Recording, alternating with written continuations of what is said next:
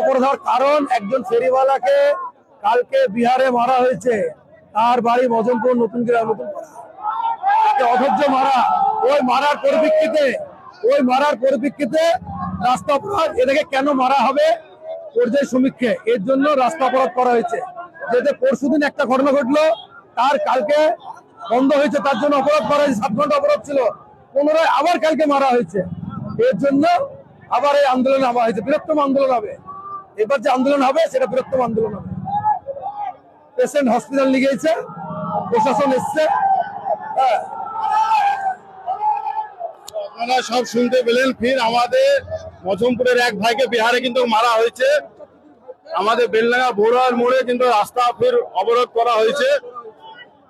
তো ভাইজানরা ভিডিওটা প্রচুর শেয়ার করেন। মুসলিম বলে কেন মারা হচ্ছে, আপনারা অবশ্যই ভিডিওটা শেয়ার করে দেবেন ভাইজানরা।